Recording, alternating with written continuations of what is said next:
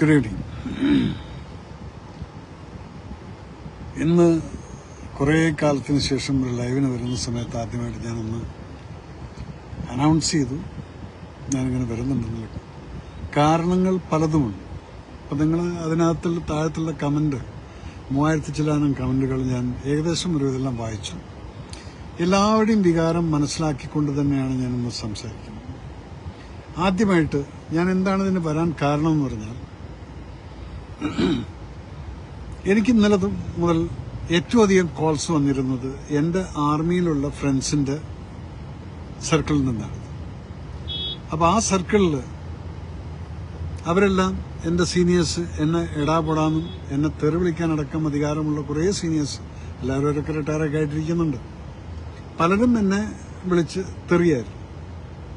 എന്താണ് അത്, ഇതാണ് ഇതാണെന്നെല്ലാം പറഞ്ഞു. ഞാൻ പറഞ്ഞു എന്താണ് എനിക്കൊരു പിടികിട്ടില്ല. ഞാൻ ആദ്യമെല്ലാം കുറേ പറഞ്ഞ് മനസ്സിലാക്കി.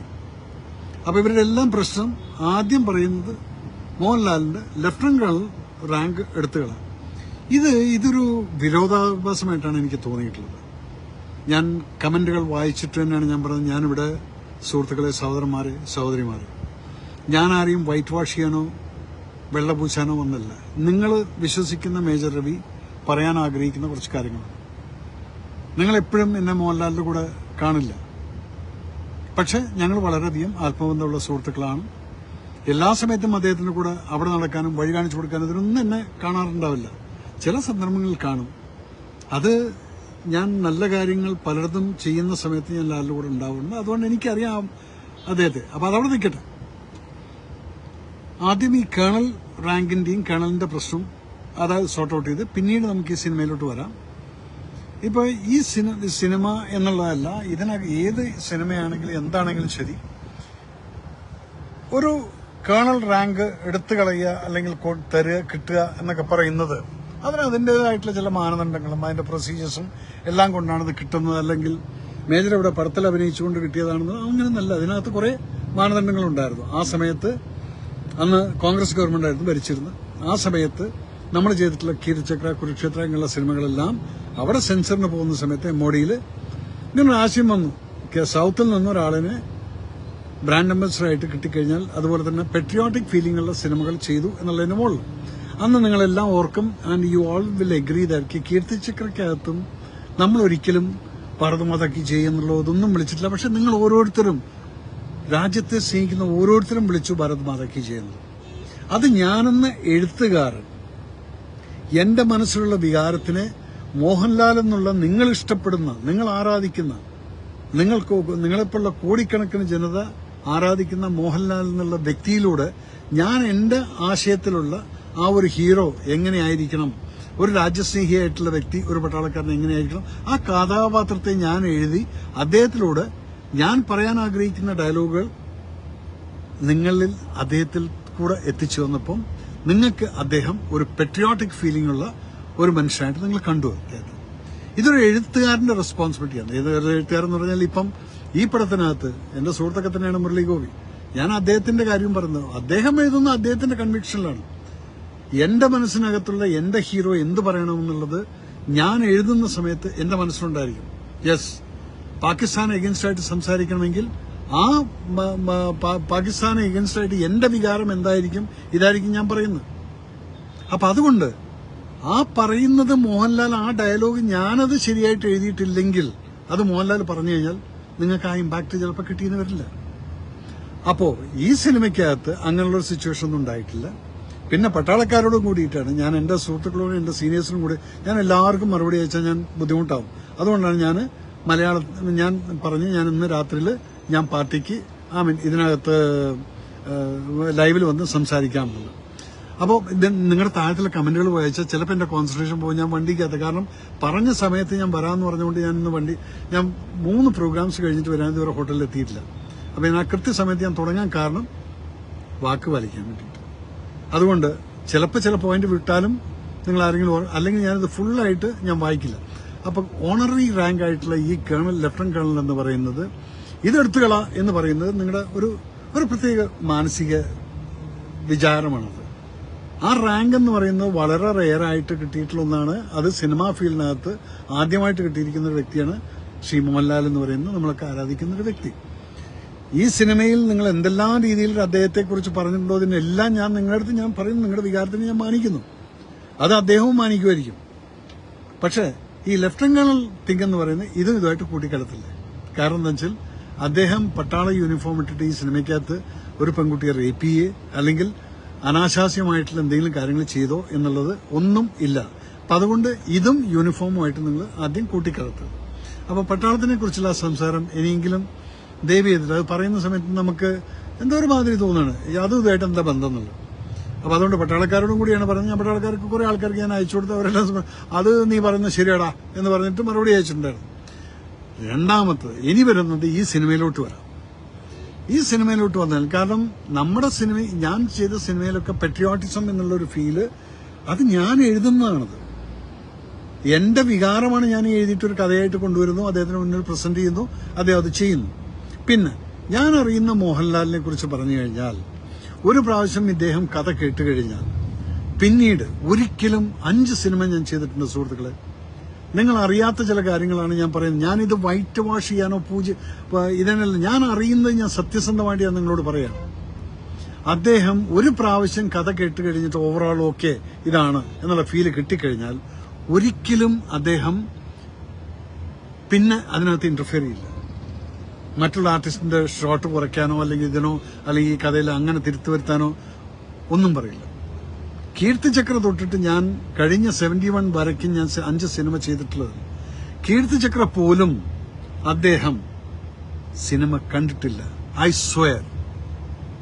സിനിമ റിലീസാവുന്നതിന് മുന്നേ അദ്ദേഹം ഫുൾ സിനിമ ഞാൻ എന്റെ ഏറ്റവും അധികം വിശ്വസിക്കും. ഞാൻ നിങ്ങളോട് ഞാൻ വിഷമിച്ചിട്ടാണ് നിങ്ങളോട് പറഞ്ഞത്. ഒരു കാര്യം നമ്മൾ ഒരാളെ കുറിച്ച് പറയുന്നതിന് മുന്നേ ആ ആളെ കുറിച്ചിട്ടുള്ള ചില കാര്യങ്ങൾ അറിയണം. ഐ സ്വയർ യു, അദ്ദേഹം കീർത്തിചക്ര ഫുൾ സിനിമ റിലീസിന് മുന്നേ കണ്ടിട്ടില്ല. പിന്നെ അന്നൊക്കെ ഈ പ്രിവ്യൂ ഷോസും ഇതൊന്നും ഇല്ലാത്തത് കൊണ്ടും എന്റെ ദാരിദ്ര്യം കൊണ്ടും ഞാൻ പ്രിവ്യൂ ഷോ ഒന്നും ഇവിടെ വെച്ചിട്ടില്ല. കാരണം എന്റെ ആദ്യത്തെ സിനിമയായിരുന്നു. ചൗധരി സാറും പറഞ്ഞു ഓക്കെ നമ്മുടെ ഉണക്ക് എന്നാ വേണ പണിയുക. അവിടെ ഞങ്ങൾ മദ്രാസിൽ മാത്രം ഒരു പ്രിവ്യൂ ഷോ വെച്ചു. അതിൽ മോഹൻലാലോ അല്ലെങ്കിൽ അദ്ദേഹത്തിന്റെ ഭാര്യ സുച്ചിയോ ആരും വന്നിട്ടില്ല. കുറച്ച് സുഹൃത്തുക്കളും സുരേഷ് ബാലാജി, ലിസി, പ്രിയദർശന്റെ അങ്ങനെയുള്ള കുറച്ച് എന്റെ സുഹൃത്തുക്കൾ മാത്രമാണ് പ്രിവ്യൂ ഷോ കണ്ടിരിക്കുന്നത്. അപ്പൊ അതുകൊണ്ട് മോഹൻലാലിന് ഈ പടം റിലീസിന്റെ മുന്നേ കാണുന്നൊരു സ്വഭാവം ഇല്ല. അദ്ദേഹത്തിന് ഇഷ്ടംപോലെ പണികളുണ്ട്. ഇല്ലാത്ത സമയത്ത് കിട്ടുന്ന സമയത്ത് അദ്ദേഹം കുറച്ച് സമയം ഫാമിലിയായിട്ട് സ്പെൻഡ് ചെയ്യുന്നുണ്ട്. ഈ സിനിമയ്ക്കും അതുതന്നെയാണ് സംഭവിച്ചിരിക്കുന്നത്. നിങ്ങൾ വിചാരിക്കും മോഹൻലാൽ എന്താ പടം കണ്ടിട്ടില്ല എന്നുള്ള കുറെ കമന്റുകൾ ഞാൻ കണ്ടായിരുന്നു.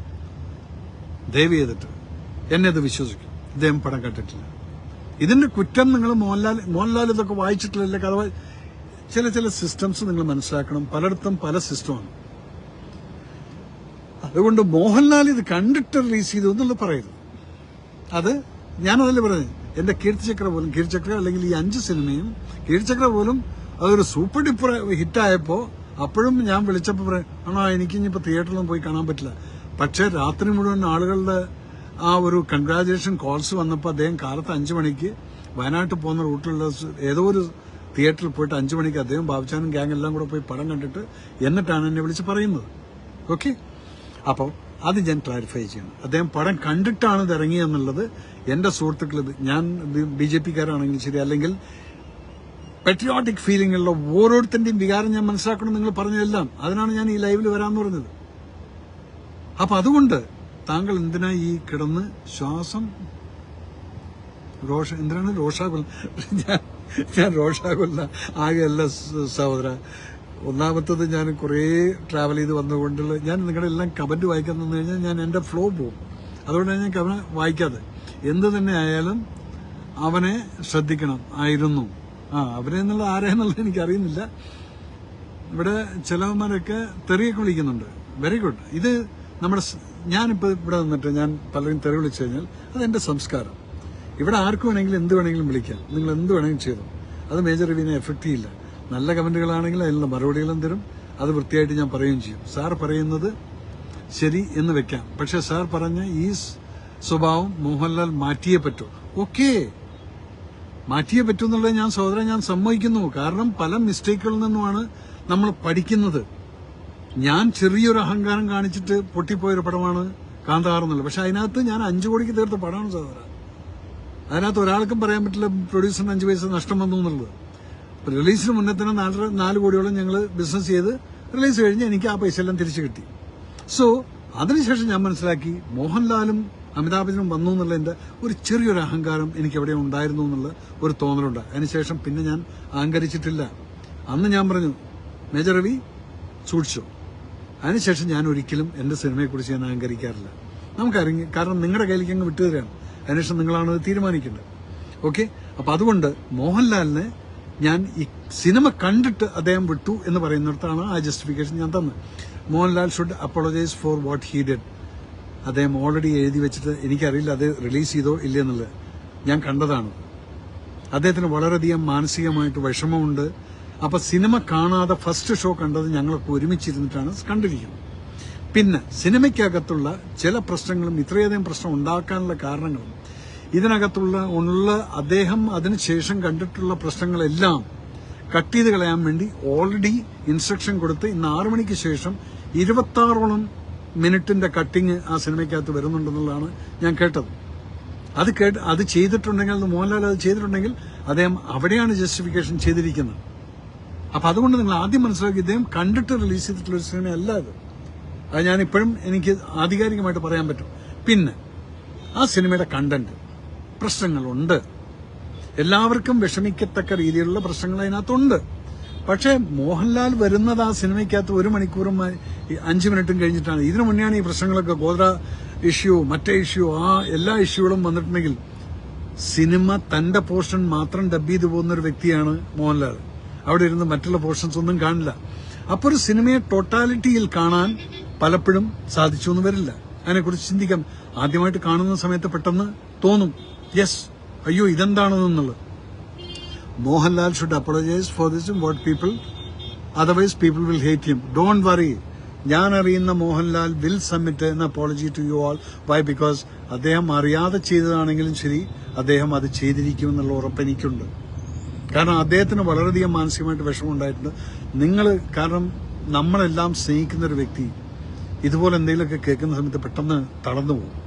അതുകൊണ്ട് ഞാനിവിടെ അദ്ദേഹത്തെ വൈറ്റ് വാഷ് ചെയ്യാനും പൂജിക്കുന്നത്, ഞാൻ അറിയുന്ന മോഹൻലാലിനെ നിങ്ങൾക്ക് പറഞ്ഞു മനസ്സിലാക്കാമെന്നാണ്.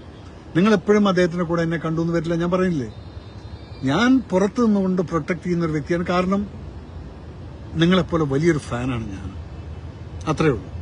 പിന്നെ ആ സിനിമയ്ക്കകത്ത് എഴുത്തുകാരൻ എന്ന് പറയുന്നത് മുരളി ഗോപി എന്ന് പറയുന്ന എന്റെ സഹോദരന്റെ അടുത്ത് എനിക്ക് ഒന്നേ പറയാം.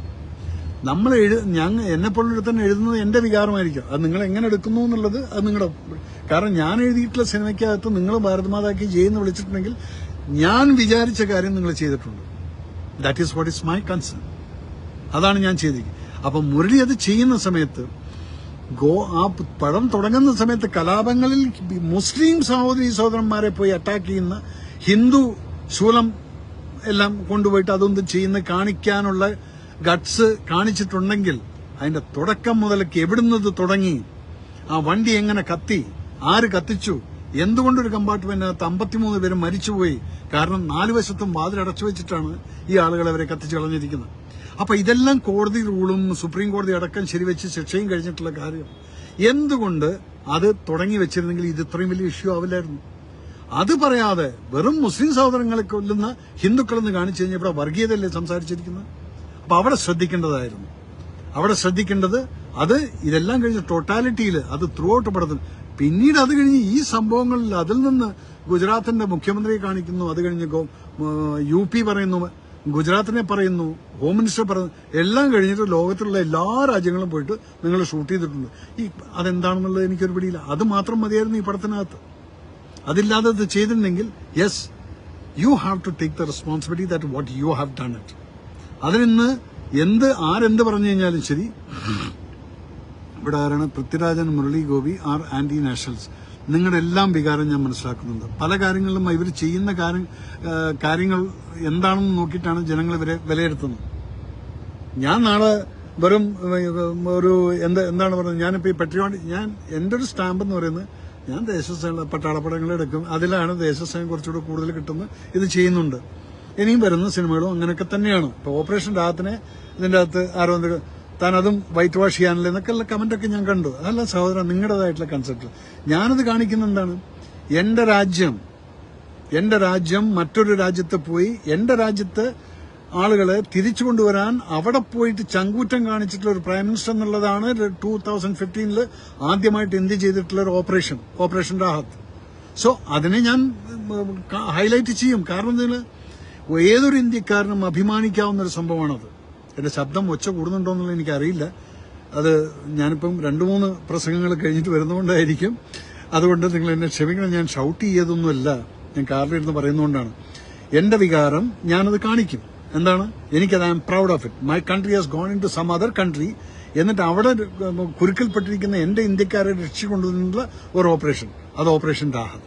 അത് കഴിഞ്ഞാൽ ഓപ്പറേഷൻ ഗംഗ എന്ന് പറയുന്നത് യുക്രൈനിൽ നിന്ന് കുട്ടികളെ കൊണ്ടുവന്നിട്ടുള്ളത്. ഇതൊക്കെ എന്റെ രാജ്യത്തിന് എനിക്ക് അഭിമാനിക്കാവുന്ന ഒരു രാജ്യസ്നേഹിയായിട്ടുള്ള എനിക്ക് അഭിമാനിക്കാതെ. പിന്നത്തെ പോയിന്റ് എന്താണ് നിങ്ങൾ പറഞ്ഞിട്ടുള്ളത്? ഇവിടെ BJP-ക്കാർ, ഞാനും BJP-ക്കാരനാണ്, BJP-യുടെ വൈസ് പ്രസിഡന്റാണ് ഇതുവരെയ്ക്ക്. ഇനി അടുത്ത സെഷനിൽ എന്താവുന്നുള്ളത് എനിക്കറിയില്ല, അത് അടുത്ത പ്രസിഡന്റ് തീരുമാനിച്ചിട്ട്. ബട്ട് ഇപ്പോഴത്തേക്ക് കാരണം BJP-ക്കാർ പറഞ്ഞു അതിനകത്ത് സെൻസറിൽ 2 BJP അനുഭാവികളും ഉണ്ടായിരുന്നു എന്നുള്ളത്. സാർ, ഞാനൊരു കാര്യം പറയട്ടെ. നമ്മളൊക്കെ ചെയ്യുന്ന ചില മിസ്റ്റേക്കുകൾ എന്താണെന്ന് പറഞ്ഞു കഴിഞ്ഞാൽ, പലപ്പോഴും നമ്മൾ ഈ അഭ്യുദയകാംക്ഷികൾ, BJP-ക്ക് ഒരു ഉപകാരമില്ലാത്ത BJP-ക്കാരാണെന്നും പറഞ്ഞ് നടക്കുന്ന കുറെ ഇത്തിക്കണ്ണികൾ ഈ പാർട്ടിക്ക് ചുറ്റും നടക്കുന്നുണ്ട്. അത് വലിയ വലിയ കൊമ്പത്തിരിക്കുന്നുണ്ട്. ഒരു പാർട്ടിയുടെ ഏതെങ്കിലും ഒരു ഇലക്ഷൻ ക്യാമ്പയിന് യവന്മാരെ കൊണ്ട് 5 പൈസയുടെ ഉപകാരം ഉണ്ടായിട്ടുണ്ടോ? ഇല്ല. അതില്ലാതെ ഈ സെൻസർ ബോർഡിനകത്തിരിക്കുന്ന കുറെ എണ്ണമുണ്ട്. ഇതെല്ലാം ഇവരെയൊക്കെ ആദ്യം ചെകഞ്ഞെടുത്ത് വെളിയിൽ തള്ളണം. കാരണം ആർക്കെങ്കിലും എന്തെങ്കിലും ഒരു ഉപകാരമുള്ള ചില പാർട്ടീസിന്, അത് ആണായാലും പെണ്ണായാലും, അവിടെ കയറ്റി ഇരുത്തിയിട്ട് തൊള്ളേതൊന്ന് പറയുന്ന അവര് സിനിമ കാണുന്നില്ല. അപ്പൊ അതിലങ്ങനെ ഉള്ള വികാരമുള്ള ഒരു രാജ്യസ്നേഹിയായിട്ട് ഒരു വ്യക്തി അവിടെ ഉണ്ടായിരുന്നെങ്കിൽ എങ്ങനെയെങ്കിലും അത് പടം കണ്ടിട്ട് മനസ്സിലാക്കും, അയ്യോ ഇത് പ്രശ്നമാണെന്നുള്ളത്. എന്തേത് മനസ്സിലാക്കാൻ കാരണം എന്താണെന്ന് വിചാരിച്ചു കഴിഞ്ഞാൽ, അവർക്കത് മനസ്സിലായി ഇത് എന്തോ ഒരു പടം, എന്നിട്ട് അവിടെ കട്ട് ചെയ്ത് ഇവിടെ കട്ട് ചെയ്തു എന്നുള്ളത്. No. So I accuse you also. ഈ സെൻസർ ബോർഡിൽ തെരഞ്ഞെടുത്ത് പറഞ്ഞിരിക്കുന്ന വ്യക്തികൾക്ക് പാർട്ടിയോടുള്ള, അല്ലെങ്കിൽ അങ്ങനെയുള്ള നിങ്ങളുടേതായിട്ടുള്ള, അത് പല പാർട്ടിക്കാരും അവിടെയുണ്ട്, അവിടെ കൊണ്ടുപോയിട്ട് എങ്ങനെ നോക്കിക്കഴിഞ്ഞാലും നമ്മുടെ വികാരം അതിനകത്ത് വരുമത്. അപ്പൊ പാർട്ടിക്കാര് ഒന്ന് മനസ്സിലാക്കണം, ഈ സെൻസർ ബോർഡിൽ പറഞ്ഞേക്കുന്ന ആളുകൾക്ക് നമ്മുടേതായിട്ടുള്ള വികാരം ഉണ്ടെന്നുള്ളത്. പിന്നെന്തായിരുന്നു അതിനകത്ത് പാർട്ടിക്കാർ പറഞ്ഞു ഇതൊരു സിനിമയല്ലേ എന്ന് പറഞ്ഞ് കാണണം എന്നൊക്കെ പറഞ്ഞു. എനിക്ക് സിനിമയല്ലേ എന്നുള്ളത് കാണിക്കാൻ ചിലപ്പോൾ പറ്റിയെന്ന് വരില്ല. കാരണം എന്താണെന്ന് വിചാരിച്ചു കഴിഞ്ഞാൽ, ഒരു സിനിമയ്ക്കകത്ത് എന്റെ പ്രധാനമന്ത്രി അല്ലെങ്കിൽ വേറെ വല്ലവരെയും കൊണ്ടുപോയിട്ട് വൃത്തികേടായിട്ട് എന്തെങ്കിലും കാണിച്ചു കഴിഞ്ഞാൽ സിനിമയല്ലേ എന്ന് പറഞ്ഞിട്ട് കൈ കഴുകാനൊന്നും പറ്റില്ല സാർ. സോറി. അതും എന്റെ പാർട്ടിയിൽ ആരോ പറഞ്ഞായിട്ട് ഞാൻ കേട്ടു, എന്നെ ആരോ വിളിച്ച് പറഞ്ഞിരുന്നു. സോ ഇതെല്ലാം കാണുന്ന സമയത്ത് ഇതൊക്കെ ഒന്ന് ജസ്റ്റിഫൈ ചെയ്യാനാണ് ഞാൻ ഇവിടെ വന്നത്. അതുപോലെ പൃഥ്വിരാജ് എന്നുള്ള ഡയറക്ടറും ഇത് നോക്കേണ്ടതായിരുന്നു. ഇങ്ങനെയുള്ള ഒരു ഇഷ്യൂ വരുന്ന ഒരു ഇതുണ്ടെങ്കിൽ നമ്മുടെ വികാരങ്ങളെ മാറ്റിവെച്ചുകൊണ്ട് ജനങ്ങളുടെ വികാരങ്ങളെ മാനിച്ചുകൊണ്ടായിരിക്കണം ഒരു സിനിമ പുറത്തിറക്കുന്നത്. ഇവിടെ ഒരു കേരള സ്റ്റോറി വന്നപ്പോഴത്തേക്കും ഇവിടെ പലർക്കും കുരുപൊട്ടിയിട്ട് ഒച്ചയും മുടക്കം ഉണ്ടാക്കിയിട്ടുണ്ടായിരുന്നു. അതാവാൻ പറ്റില്ല. അത് ഒരു സത്യസന്ധമായിട്ടൊരു കഥയായിരുന്നെങ്കിൽ, ഇതെന്തിനാ ഇങ്ങനൊരു സത്യസന്ധമായി നടന്നൊരു കാര്യത്തിന് നുണയുടെ ഒരു തുടക്കത്തിൽ തന്നെ നുണയാണ് കാണിച്ചിരിക്കുന്നത്. അപ്പൊ അതുകൊണ്ട് പ്ലീസ്, നിങ്ങൾ വെറും മോഹൻലാലിനെ മാത്രം അക്യൂസ് ചെയ്തിട്ട് അതിൽ പോകുന്നതിന് ഇത് മാത്രമേ മോഹൻലാൽ യെസ് ഇനി ഇതിൽ ഒരാൾ എഴുതിയിട്ടാണ്, ഇനിയെങ്കിലും മോഹൻലാലേട്ടൻ സ്ക്രീൻ ഇതുപോലുള്ള പടങ്ങൾ കണ്ടിട്ട് തന്നെ റിലീസ് ചെയ്യാൻ പാടുള്ളൂ എന്നുള്ളത് ശരിയാണ് മോനെ. ഞാൻ പറയാതെ ലാലേട്ടമ്പതക്ക് ഞാൻ എങ്ങനെയല്ല, ഞാൻ ഇന്നോ നാളെയല്ല 2 ദിവസത്തിനകത്ത് കാണുമ്പോൾ അദ്ദേഹം ചെയ്തിട്ടൊരു മിസ്റ്റേക്ക് ആണെങ്കിൽ അദ്ദേഹം അത് മാറ്റുമത്. പക്ഷെ അതിന് നിങ്ങൾ വെറുതെ യെസ് ഈ റാങ്കിന്റെ മുകളിൽ കയറിയിട്ട് കളിക്കലും ഇതൊക്കെ ചീപ്പ് ടോക്കാണ്. എന്ത് പറഞ്ഞാലും അദ്ദേഹത്തിന് എന്തെല്ലാം ചെയ്തിട്ടെന്ന് നിങ്ങൾ അറിയോ? ഈ പട്ടാളത്തിന് വേണ്ടിയിട്ട് നമ്മളിപ്പം വയനാട്ടിൽ പോയി എന്തെല്ലാം ഒരു ന്യൂസാണ് നമ്മൾ ഉണ്ടാക്കിയത്. അതിനകത്ത് വയനാട്ടിൽ പോയി അവിടെ വന്നിട്ട് ഇത്രയധികം പൈസ നമ്മൾ ആ പട്ടാളക്കാരുടെ കൂടെ യൂണിഫോം ഇട്ടിട്ട് അവിടെ പോയി കൂടെ നിന്നുകൊണ്ട് അദ്ദേഹത്തിന്റെ കൂടെ അവരുടെ എല്ലാ സ്ഥലങ്ങളും നോക്കി കണ്ട് പട്ടാളത്തിന് വേണ്ടി എല്ലാം ചെയ്തിട്ടുണ്ട്. രാജ്യസ്നേഹപരമായിട്ടുള്ള പടങ്ങൾ ചെയ്തിട്ടുണ്ട്. നിങ്ങൾ അതെല്ലാം മറക്കരുത്. പെട്ടെന്ന് ഒരു ദിവസം ഉണ്ടെങ്കിൽ മറക്കരുത്. മറ്റുള്ളവരെ കുറിച്ച് ഞാൻ ഒരു സപ്പോർട്ടോ അല്ലെങ്കിൽ ഞാനൊന്നും പറയാൻ ബാധ്യസ്ഥനല്ല. കാരണം എനിക്ക് അവരെ അത്ര അധികം അറിയില്ല. ഈ കഥ എഴുതിയിട്ടുള്ള വ്യക്തി എന്തുദ്ദേശത്തിലാണ് ഇങ്ങനൊരു കഥ എഴുതിയിട്ടുള്ളതെന്ന് പറഞ്ഞു കഴിഞ്ഞാൽ ഐ ഡോണ്ട് നോ. പക്ഷെ അതിന് നിങ്ങൾ എല്ലാവരും കൂടിയിട്ട് ഒരാളുടെ മേലേക്ക് മാത്രം അങ്ങ് ദീപികയുടെ എന്താണ് കാവി ജെട്ടി കണ്ടപ്പോൾ ദേശസ്നേഹം വ്രണപ്പെട്ട ടീംസ് ആണ്. എന്റെ ദൈവമേ, എന്തൊക്കെയോ പലരും പറയുന്നുണ്ട്. എനിവേ, ഇനിയിപ്പോ നിങ്ങളുടെ ഈ കമന്റുകളെ കാണുന്നത് ഇത്രയും പറഞ്ഞ് എന്നെ സഹിച്ച് ഇത്രയും നേരം നിങ്ങൾ ഇരുന്ന് കേട്ടല്ലോ എന്നെ. I am very happy that you people have watch me for this. എനിക്ക് ഈ ജസ്റ്റിഫിക്കേഷൻ, ഞാൻ ആരെയും വൈറ്റ് വാഷ് ചെയ്യാൻ വന്നല്ല. തെറ്റ് ചെയ്തിട്ടുള്ളവന് അത് അവർ കറക്ഷൻ ചെയ്തു. പടത്തിനകത്ത് കുറെ കട്ടുകൾ ചെയ്തിട്ടായിരിക്കും 6 മണിക്കുള്ള ശേഷമുള്ള ഷോകൾ വരാന്നുള്ള ഒരു ഗ്യാരണ്ടി എനിക്ക് കിട്ടിയിട്ടുണ്ട്. അത് അങ്ങനെ തന്നെ ആയിരിക്കും. പിന്നെ എന്തെങ്കിലും ഒരു സംഘടനയോ എമ്പുരാന് എന്തൊക്കെയോ പറഞ്ഞു, ഏതെങ്കിലും സംഘടനയോ രാഷ്ട്രീയ പാർട്ടിയോ എമ്പുരാൻ എന്ന സിനിമയുടെ പ്രദർശനം നിർത്തിവെക്കാനോ സിനിമയുടെ ഏതെങ്കിലും ഭാഗങ്ങൾ ഒഴിവാക്കാനോ കണ്ട എന്തൊക്കെയോ. ഈ അവസരത്തിൽ സിനിമയുടെ റിലീസ് തലേന്ന് സംവിധായകന്റെ ഭാര്യ പറഞ്ഞത് സംവിധായകനോടും പറയാനുള്ളൂ, ആളറിഞ്ഞ് കളിക്കണം. ഇത് കണ്ടോ, ഇതൊക്കെ ഓരോരുത്തരുടെ വികാരം. നിങ്ങൾ അവരങ്ങനെ പറഞ്ഞു എന്ന് പറഞ്ഞു കഴിഞ്ഞാൽ അതുപോലെ ശരിയാണ്. അത് പറയുന്നത് കേൾക്കുമ്പോൾ നമുക്കത് സുഖം ഉണ്ടാവില്ല. അത് ആരാണ് പറഞ്ഞത്? ഗോപിജി ഐ അണ്ടർസ്റ്റാൻഡ് യോ, നിങ്ങളുടെ വികാരം ഞാൻ ഏതായാലും മനസ്സിലാക്കുന്നുണ്ട്. കാര്യം ശരിയാണ്. അങ്ങനെ നമ്മൾ അഹങ്കാരം, ഞാനല്ലേ പറഞ്ഞു, അഹങ്കാരം എന്നുള്ളത് ഈ മനുഷ്യനെ എവിടെ കൊണ്ടെത്തിക്കും എന്നുള്ളത് നമുക്ക് ആർക്കും അറിയില്ല. അപ്പൊ അതുകൊണ്ട് ഈ ഇതുപോലുള്ള സംസാരങ്ങൾ ഇപ്പൊ നിങ്ങളെപ്പോലുള്ള ആളുകൾക്ക് സംസാരിക്കാനുള്ളൊരു അവസരം തന്നിരിക്കുകയാണ്. അപ്പൊ എനിവേ, അത് അവർ കറക്റ്റ് ചെയ്യുമെന്ന് വിശ്വസിക്കുന്നു. കാരണം ഇങ്ങനെയുള്ള ലാംഗ്വേജുകൾ നമുക്ക് പെട്ടെന്നൊരു മനുഷ്യനോട് വെറുപ്പ് തോന്നിക്കും. അത് ആ പറഞ്ഞിട്ടുള്ള ഏത് വ്യക്തിയാണെങ്കിലും ശരി, അവർ മനസ്സിലാക്കിയിരിക്കുന്ന അവർക്കും നല്ലതായിരിക്കും. അല്ലെങ്കിൽ ഗോപിജിയെപ്പോലുള്ള ആൾക്കാർ നിങ്ങൾ ഇതുപോലെ പറയുമ്പോൾ അത് അവർ വായിക്കുക എവിടെയെങ്കിലുമൊക്കെ അത് കേൾക്കുമ്പോഴായിരിക്കും അവർ മനസ്സിലാക്കി എന്തിനാ ഞാനിത് പറഞ്ഞത്. കേരള സ്റ്റോറി ആരാണ്? ഷർഫീഖ് കാരേക്കുടി. കേരള സ്റ്റോറി വന്നപ്പോൾ നിങ്ങൾ ഈ വികാരം വ്രണപ്പെടും എന്ന് കരുതി കട്ട് ചെയ്തോ? ആരുടെ വികാരമായിരുന്നു മോനെ? ഉള്ള സത്യമായിരുന്നു അതിനകത്തും വന്നത്. ഇവിടെ സത്യം വന്നിട്ടില്ല ഫുള്ളായിട്ട്. അതാണ് ഞാൻ പറഞ്ഞത്. നിങ്ങൾ കാണിക്കുന്നെങ്കിൽ കാണിക്കുന്നത് വേണമെങ്കിലും, പക്ഷെ പകുതിയായിട്ട് കാണിക്കരുത്. അപ്പോൾ ഒരു സമുദായത്തിനെയും നമ്മൾ വ്രണപ്പെടുത്തുന്ന രീതിയിൽ ഞാൻ എൻ്റെ സിനിമയ്ക്കകത്ത് എന്തെല്ലാം കാണിച്ചു, പക്ഷെ ആരെങ്കിലും ഞാൻ വ്രണപ്പെടുത്തിയിട്ടുണ്ടോ? പെടുത്തില്ല ഞാനത്. കാരണം നിങ്ങളെല്ലാവരും, ഞാൻ ഒരു വർഗീയതയില്ലാത്ത ഒരു യഥാർത്ഥ പച്ചയായ മനുഷ്യൻ, ഒരു പച്ചയായ സോൾജറാണ് ഞാൻ. നിങ്ങൾക്ക് വേണ്ടി ഞാൻ ഏതെങ്കിലും സമയത്ത് നിങ്ങൾക്ക് എന്തെങ്കിലും ഫീൽ ചെയ്തിട്ടുണ്ടോ എൻ്റെ വായിന്ന് അങ്ങനെ ഒരു വാക്ക് വന്നിട്ടുണ്ടെന്നുള്ളത്? വരില്ല അത്. കാരണം ഞാൻ വളർന്ന ചുറ്റുപാട് അങ്ങനെയാണ്. അതുകൊണ്ടാണ് നിങ്ങൾ പറയുന്ന സമയത്ത് ഞാൻ ആരെയും ജസ്റ്റിഫൈ ചെയ്യില്ല. But wants to join you on video. Preeti Nair, I don't know how to do it, Preeti. I'm really sorry because I'm not a technical savvy. എനിക്ക് ഇത് തന്നെ എൻ്റെ അഡ്മിൻസ് ഒക്കെ പറഞ്ഞ് മനസ്സിലാക്കി തരുന്നതാണ്. അതുകൊണ്ട് ഐ എം റിയലി സോറി. ഞാൻ നിങ്ങളോട് പറഞ്ഞ വാക്ക് പാലിച്ച് ഞാൻ വന്നു. ഇനി ആർക്കെങ്കിലും എന്തെങ്കിലും മാപ്പ് ലാൽ എന്നൊക്കെ പറഞ്ഞ അനൂപ് ശിവശങ്കർ, മോനെ, നമ്മളൊരാളെ നമുക്കിങ്ങനെ ഇരുന്നിട്ട് എങ്ങനെ വേണമെങ്കിലും പറയാം. നമുക്ക് റെസ്പെക്റ്റോടുകൂടി സംസാരിക്കാം. ആ റെസ്പെക്റ്റോടുകൂടി സംസാരിക്കുന്ന സമയത്ത് നമ്മുടെ സംസ്കാരമാണ്. അപ്പം അതുകൊണ്ട് മോൻ ഒരിക്കലും നമ്മൾ ഒരാളെ എടാ പോടാ പട്ടി എന്നൊക്കെ വിളിച്ചിട്ടൊന്നും നമ്മൾ വലിയ ആളാവില്ല. നമ്മൾ അത്രയും താന്നു പോവുള്ളൂ. ആണ് മക്കളെ, 67 വയസ്സായിട്ടുള്ളൊരു വ്യക്തിയാണ് ഈ പറയുന്നത്. ജീവിതം കുറെ കണ്ടതാണ്. ഇതുപോലുള്ള വികാരങ്ങൾക്കൂടെയൊക്കെ പോയിട്ടാണ്. തല്ലും പിടിയും കുത്തും എല്ലാം കഴിഞ്ഞ് ഇപ്പം സാത്വികനായിട്ടിരിക്കുന്ന ഒരു മനുഷ്യനാണ്. അതുകൊണ്ട് നമ്മൾ ഈ വെറുതെ തെരുവിളിച്ചുകൊണ്ട് ഒന്നുമില്ല. ഞാൻ ഷൂട്ടിങ്ങിന്റെ സമയത്ത് ആൾക്കാരെയൊക്കെ തെരുവിളിക്കുക, അതൊരു ഒരു സ്പിരിറ്റായിരിക്കും. പക്ഷെ ഇവിടെ അത് പറയുന്ന സമയത്ത് you should be very careful about it. Why? Because നമ്മളെക്കുറിച്ച് അത്രയും താന്ന ലെവൽ ആ കമന്റ് പോലും ആരും വായിക്കില്ല. അതുകൊണ്ട് നിങ്ങളോട് എല്ലാവരും ബുദ്ധിമുട്ട് തോന്നി. എന്താണ്, ആർക്കാണ് ബുദ്ധിമുട്ട് തോന്നിയത്? തെറ്റിന് സമൂഹത്തിൽ ഒരു മാറ്റം വരുന്നത് വാസ്തവം സിനിമ സമൂഹത്തിൽ വളരെ സ്വാധീനം ചെലുത്തും. ഒരിക്കലും ശരിയെ തെറ്റായും തെറ്റിനെ ശരിയായും സമൂഹത്തിൽ ഒരു മാറ്റം വരുത്തണം. Shyamkumar, I agree everything. കാരണം സിനിമ വളരെയധികം ഇൻഫ്ലുവൻസ് ഉണ്ടാക്കുന്നുണ്ടെന്നുള്ളത് കുറച്ചുകൂടി കത്തിച്ചു കൊടുക്കും. മേജറിന് നാട്ടുകാർ കാണട്ടെ നമ്മുടെ സംഘശക്തി. മോനെ, ഇതിനകത്ത് നമ്മൾ ഒരു സംഘത്തെ, ഞാനും സംഖ്യയാണ് സമ്മതിച്ചു. പക്ഷെ ഇതിനകത്ത് എന്താണെന്ന് പറയുക, ഇപ്പോൾ ഒരു വികാരം വ്രണപ്പെട്ടിരിക്കുകയാണ്. ആ വികാരത്തിനെയാണ് ഞാൻ പറയുന്നത്. നിങ്ങൾ ആരും ആ വികാരത്തിനെ വ്രണപ്പെടുത്തേണ്ട ആവശ്യമില്ല. ആ ഒരു സിനിമയ്ക്കകത്ത് ചെയ്തിരിക്കുക ആ എഴുത്തുകാരന്റെ പോയിന്റ് ഓഫ് വ്യൂലാണ്. അതിനെ ലാലേട്ടൻ അവിടെ എവിടെയെങ്കിലും ഒരു ഡയലോഗ് നമ്മുടെ മന്ത്രിമാരെ കുറിച്ചോ മിനിസ്റ്ററെ കുറിച്ചോ ഒന്നും പറഞ്ഞിട്ടില്ല. അതവിടെ പടത്തിനകത്ത് ഉണ്ടെന്നുള്ളത് മാത്രമേ ഉള്ളൂ. ആ സീൻസ് എല്ലാം എടുത്ത് കട്ട് ചെയ്യാൻ വേണ്ടി ലാലേട്ടൻ ഇൻസ്ട്രക്ഷൻ കൊടുത്തു കഴിഞ്ഞിരിക്കുന്നു. അതുകൊണ്ട് ഇനിയെങ്കിലും നിങ്ങൾ, ഞാൻ പറയുന്ന വിഷയം ഞാനല്ലേ പറഞ്ഞു, എന്റെ മരിച്ചുപോയ അമ്മയെ പിടിച്ചിട്ടാണ് ഞാൻ പറഞ്ഞത്. ലാലേട്ടൻ എന്റെ 5 സിനിമകളും റിലീസിന് മുന്നേ കണ്ടിട്ടില്ല. അദ്ദേഹത്തിന്റെ സ്വഭാവം അങ്ങനെയാണ്. അപ്പൊ ഇനി ലാലേട്ടൻ കാണും. കാരണം ഇതൊരു പാഠമായിട്ട് മാറിയിട്ടുണ്ട്. ലാലു കുഞ്ഞല്ലല്ലോ, ഇതൊക്കെ മനസ്സിൽ ആകാതിരിക്കാൻ ചില സമയത്ത് മക്കളെ ജീവിതത്തിൽ പല തിരക്കിൻ്റെ ഇടയിലും പല കാര്യങ്ങളും നമ്മൾ വിട്ടുപോകും.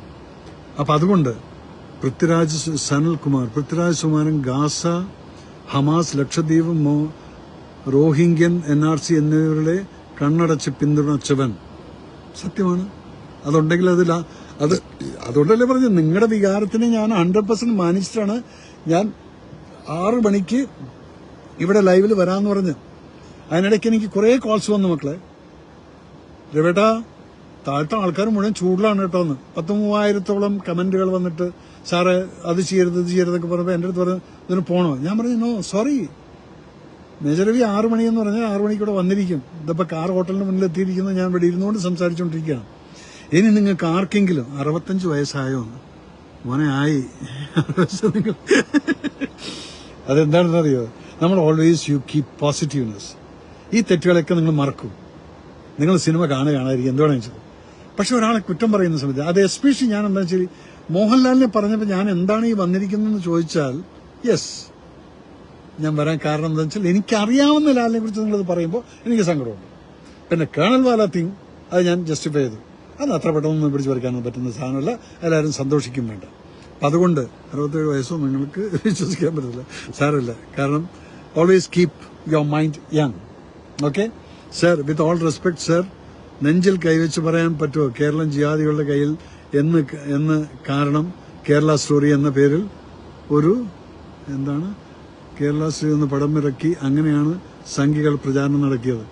ഈവൻ ആ സിനിമയിലാണെങ്കിൽ ട്രൂ എന്ന് പറഞ്ഞു വല്ലാതെ എക്സാജറേറ്റഡ് ആയിരുന്നു. അതുകൊണ്ടാണ് അവസാനം സംവിധായകൻ തന്റെ നിലപാടിൽ അതിൽ നിന്നും അന്ന് പുറകോട്ട് പോയതും ആയിരിക്കാം. ഞാൻ അതിനകത്ത് Chiyaan Sarath, I don't know whether it is your name or not. I agree that. കാരണം അതിനെക്കുറിച്ച് ഇതല്ലേ പറഞ്ഞ എഴുത്തുകാരന്റെ പോയിന്റ് പെർസ്പെക്റ്റീവാണ് ഒരു കഥ എന്ന് പറയുന്നത്. ആ എഴുത്തുകാരൻ ഏത് രീതിയിൽ ജനങ്ങളെ ഇൻഫ്ലുവൻസ് ചെയ്യാൻ ആഗ്രഹിക്കുന്നു അതിന് സാധിക്കും. പക്ഷെ ഞാൻ എൻ്റെ എല്ലാ സിനിമകളിലും ഇൻഫ്ലുവൻസ് ചെയ്തിരിക്കുന്നത് എങ്ങനെയാണ്, അവസാനം നിങ്ങൾക്കൊരു ഫീൽ വരും yes I M A proud Indian എന്ന്. അത് കാന്താറിലാണെങ്കിലും അമിതാഭ് ബച്ചൻ നിന്ന് തന്റെ മരിച്ചുപോയ ഒരു പട്ടാളക്കാരൻ മകന്റെ ശവശരീരം ഏറ്റുവാങ്ങുന്ന സമയത്ത് അടിക്കുന്ന സല്യൂട്ടിൽ കണ്ണു നിറഞ്ഞു നിൽക്കുന്ന മോഹൻലാൽ, ഇതൊക്കെ കാണുമ്പോൾ നിങ്ങളുടെയും കണ്ണു നിറഞ്ഞിട്ടുണ്ട്. അത് ഞാനെന്ന എഴുത്തുകാരന്റെ ഒരു പെർസ്പെക്റ്റീവാണത്. കട്ട് ചെയ്ത ഭാഗങ്ങൾ ഏതൊക്കെ എന്നറിയാൻ സിനിമ ഒന്നുകൂടെ കാണണം. ഇനി അതിനൊന്നും ആവശ്യമില്ല, അത് എപ്പോഴെങ്കിലും വരുമ്പോൾ നിങ്ങൾ കണ്ടോ. പക്ഷെ ഇനി നിങ്ങൾ സിനിമ കാണാൻ പോയാൽ ഇതുപോലുള്ള ആ ഒരു ഫീൽ ചെയ്യുന്ന സംഭവങ്ങളൊന്നും L3 ചെയ്യരുതെന്ന് ലാലേട്ടനോട് പറയണം. അതൊക്കെ ഇവരുടെ കച്ചവടക്കാരും അതും ഇതൊക്കെ ആയിട്ട് എന്തെങ്കിലുമൊക്കെ നടക്കും. അതിനൊക്കെ നമുക്ക് പിന്നീട് ചിന്തിക്കാമാണ്. മനോജ് ഗോകുലം, എന്തായാലും ഓൺലൈൻ സംഘി എന്ന പേര് വീണു, ഇനി കുളിച്ചു കളയാം. ആർക്ക്? എനിക്കാ? സാരമില്ല മോനെ, നിങ്ങളെ കാണുമ്പോൾ എനിക്ക് ചിരിയാണ്. കാരണം ഞാനൊക്കെ ജീവിതത്തിന്റെ അവസാനത്തിലോട്ട് പോയിക്കൊണ്ടിരിക്കുകയാണ്. നിങ്ങളെപ്പോലുള്ള കുട്ടികളെയും നിങ്ങളെപ്പോലുള്ള ചെറുപ്പക്കാരും നിങ്ങളെപ്പോലുള്ള വികാരം ഞാൻ കണ്ടിട്ടുള്ളതാണ്. നിങ്ങളെപ്പോലുള്ള ആളുകളുടെ ദേശസ്നേഹം ഞാൻ കൊണ്ടുവന്നിട്ടുണ്ട്. അപ്പം അതുകൊണ്ട് ഇതിലാരാണ് എനിക്ക് ക്ഷേമൊക്കെ ഉണ്ട് കേട്ടോ, ഞാൻ ഇങ്ങനെ പറഞ്ഞത് ശരിയായില്ല എന്നുള്ളതെല്ലാം അതൊക്കെ കാണും. അതേ പറയൂ. വാച്ചിങ്. ഇനി ആരാണ്? ഇപ്പോൾ അഫ്ഗാൻ ജയിൽ കിടക്കുന്നവർ അവിടെ ഉണക്കമുന്തിരി വാങ്ങാൻ പോയതാണോ? ഇതൊക്കെ നിങ്ങൾ തമ്മിൽ അങ്ങ് സംസാരിച്ച് തീർത്തേക്കൂ. അപ്പം ഞാൻ ഏകദേശം എല്ലാം കാന്താർ ഓർമ്മിപ്പിക്കല്ലേ പൊന്നെ. രാജേഷ് വാലിബൻ, പടം നന്നായിരുന്നു കാണുമോനെ. ഒരു പടം ചെയ്യുന്ന സമയത്ത് അതിനകത്തുള്ള ലാംഗ്വേജും കാര്യങ്ങളൊക്കെ നന്നായി അറിഞ്ഞു കഴിഞ്ഞാൽ അതിനകത്ത് മനസ്സിലാവും. ലാലിനോട് രാഹുൽ ATS യെസ് മോനെ, ലാലേട്ടനോട് സംസാരിച്ചത്. Mohanlal is watching. ഇനിയിപ്പോൾ എഴുത്തുകാരന് വേണ്ടി ആര് വരും? ആന്റണിയെയും രായപ്പന്റെയും കളിപ്പാവ് മാത്രം ലാലേട്ടൻ. മോനെ, ഈ കമന്റുകളെല്ലാം കാണുന്ന സമയത്ത് ഞാൻ ഇതിനെക്കുറിച്ചൊന്നും ഒരു കമന്റ് ഞാൻ പറയില്ല. Harish, Jayahind, Prakash watching. Lal sir preview കാണണം ആയിരുന്നു. പ്രവീൺ സമ്മതിച്ചു, അത് കാണിരിക്കും. Anilkumar PR, major Ravi sir correct കാര്യങ്ങൾ പറയുന്നു. പക്ഷെ ലാലേട്ടൻ ജനങ്ങളോട് സംസാരിക്കും, നിങ്ങൾ പേടിക്കണ്ട. കാരണം എല്ലാത്തിനും ഒരു സമയമുണ്ട്. അപ്പം അതുകൊണ്ട് thank you so much for watching me. ഇത്രയും നേരം ഞാനിന്ന് കാലത്ത് 8 മണി തൊട്ടിട്ടുള്ള മീറ്റിങ്ങുകളും പ്രസംഗങ്ങളും എൻ്റെ അക്കാഡമിയുടെ ക്ലാസ്സുകളൊക്കെ നടക്കുകയാണ്. ആ സമയത്തും നിങ്ങൾ എന്നെ വന്ന് കണ്ട് ഇത്രയും 2 2000-3000 ആളുകൾ ഇരുന്ന് 2 ലക്ഷത്തോളം ആളുകൾ ഇപ്പോൾ ഇത് കണ്ടുപിടിച്ചു. Anyway, thank you so much. രാജുവിനോടുള്ള ചൊരുക്ക് സംഖ്യയ്ക്ക് ആരവ് അരവിന്ദ്, താങ്ക് യു. എനിക്ക് നമ്മളൊക്കെ സിനിമ ചെയ്തിട്ടുള്ള ആളാണ്, ഇത് ചൊരുക്കും മുറുക്കൊന്നും ഇല്ല മോനെ. Anyway, somehow I feel all this as pre-scripted marketing gimmick. എന്ത് വേണമെങ്കിലും. രവിജി, ജയ്പൂരിൽ ഇന്നലെ 7 പേര് മാത്രമേ തിയേറ്ററിലുണ്ടായിരുന്നു. That's okay. നിങ്ങളുടെ ഏറ്റവും അടുത്ത ഫ്രണ്ടായ ബെനീഷാണ് ഇത് ആദ്യം പൊക്കി പുറത്തെടുത്തത്. മോനെ, ബിനീഷിന് ചില രാഷ്ട്രീയമുണ്ട്. അത് അവൻ ചെയ്തിട്ടുണ്ടെങ്കിൽ അവൻ ചെയ്ത് അത് അവന്റെ രാഷ്ട്രീയം. അതല്ലേ ഞാൻ പറഞ്ഞു, ഓരോരുത്തരുടെ രാഷ്ട്രീയവും കാര്യങ്ങളൊക്കെയാണ്. അപ്പൊ അതിനകത്ത് ഞാനിന്നിവിടെ വന്നിരിക്കുന്നതും പറഞ്ഞതും എന്തായിരുന്നു? Because I just want to tell you that ഞാൻ അറിയുന്ന മോഹൻലാൽ, ആ മോഹൻലാലിനെയാണ് ഞാൻ നിങ്ങൾക്ക് പറഞ്ഞത്. അതിന് ഞാൻ എന്റെ അമ്മയെ പിടിച്ച് സത്യം ചെയ്യേണ്ടതുണ്ട്. കാരണം ലാലേട്ടൻ പടം കാണാറില്ല എന്നുള്ളത് പറയാം. അത് അദ്ദേഹം പറഞ്ഞത് നിങ്ങളൊരു വെറും വാക്കായിട്ട് എടുക്കല്ലേ, ചെയ്യാറില്ല. അത് ഞാൻ 5 സിനിമ ചെയ്തതല്ലേ. അപ്പൊ അതുകൊണ്ട് അത് കഴിഞ്ഞിട്ട് പിന്നെ അദ്ദേഹം പടം കാണുമായിരിക്കും വല്ലപ്പോഴൊക്കെ. അപ്പൊ അതുകൊണ്ട് നിങ്ങൾ ഒരിക്കലും അത് കണ്ടിട്ടാണ് ത്രൂ ചെയ്ത് വിട്ടോ, ഇല്ല. അപ്പൊ അതുകൊണ്ട് ആ സൈഡങ്ങ് വിട്ടേക്കും. അപ്പോൾ ഒരു എഴുത്തുകാരൻ എന്നുള്ള രീതിയിൽ എന്തെഴുതി കൊടുത്തു അതിനകത്ത് ആ ഇതിനകത്തൊരു സിമ്പിൾ എക്സാമ്പിൾ ഞാൻ പറഞ്ഞുതരാം. ഞാനൊരു മിഷൻ 90 എന്നുള്ള സിനിമ ചെയ്തു. ഈ സമയത്ത് മമ്മൂക്കാക്ക് പടത്തിന്റെ റിലീസിന്റെ 2 ദിവസം മുന്നേ ഡൽഹിയിൽ നിന്നൊരു കോൾ വന്നു. മമ്മൂക്ക് എന്നോട് പറഞ്ഞാണത്. മമ്മൂക്ക് പറഞ്ഞു, ആ CBIയുടെ അന്വേഷണത്തിലുണ്ടായിരുന്ന ആ ഹെഡ് ഓഫീസർ എന്നെ വിളിച്ചിരുന്നു, ഈ പടം റിലീസ് ചെയ്യാൻ പാടില്ല എന്ന്. കാരണം അയാളെക്കുറിച്ച് മേജർ രവി വൃത്തികേടായിട്ടാണ് കാണിച്ചിരിക്കുന്നതെന്നുള്ളത്. അപ്പം മമ്മൂക്ക് പറഞ്ഞു, എനിക്ക് കിട്ടുന്ന ഡയലോഗ് ഞാനത് ആ ഒരു കഥയിൽ ഡയറക്ടർ എന്താണ് പറയുന്നത്, കഥ എഴുത്തുകാരൻ എന്താണ് പറയുന്നത്, അത് ഞാനൊരു ആർട്ടിസ്റ്റ് എന്നുള്ള രീതിയിൽ പറയുന്നു. അപ്പൊ അതെന്ത് വേണമെങ്കിലും സാറിന് വേണമെങ്കിൽ ഡയറക്ടറോട് സംസാരിക്കാം എന്ന് പറഞ്ഞ് അദ്ദേഹം കട്ട് ചെയ്തങ്ങ് വിട്ടു. അപ്പൊ ഇതൊക്കെ സ്വാഭാവികമാണ്. ഒരു ആർട്ടിസ്റ്റ് എന്ന് പറഞ്ഞാൽ അദ്ദേഹത്തിന് പറഞ്ഞിട്ടുള്ളത് അത് ചെയ്യും. പക്ഷേ ഇതിനകത്ത് ഇപ്പം എന്താണെന്ന് വെച്ചാൽ അത് ഈ പറഞ്ഞ പോലെ തന്നെ ഇനി നമ്മൾ ശ്രദ്ധിക്കും പല കാര്യങ്ങളും. We learn lot of things out of it. അതുകൊണ്ട് BJP-കാരനായ ഞാൻ തന്നെ വെളുപ്പിച്ച് റെനി മോനെ വെളുപ്പിച്ചു എന്നുള്ളതല്ല, ഇതൊക്കെ കാര്യം പറയുമ്പോൾ അതുപോലെ കേക്ക്. ഓക്കെ, എനിവേ, ഇനിയിപ്പോൾ ഇതിൽ പോയിട്ട് ഞാനൊന്നും പറയുന്നില്ല. കുളിക്കാമോ സേട്ട, സജി സൂര്യ, നല്ല ലാംഗ്വേജ്, ബെസ്റ്റ്. കുഴപ്പമില്ല. അത്രയ്ക്ക് വല്ലാത്തൊരു അജണ്ട ഇതിനകത്തുണ്ടോ? Anyway, thank you so much. ഇനി ഞാൻ നിർത്തുന്നു, കുറേ സമയമായി. Thank you so much. എൻ്റെ എല്ലാവരോടും നന്ദി. Thank you. Be united. Jai Hind.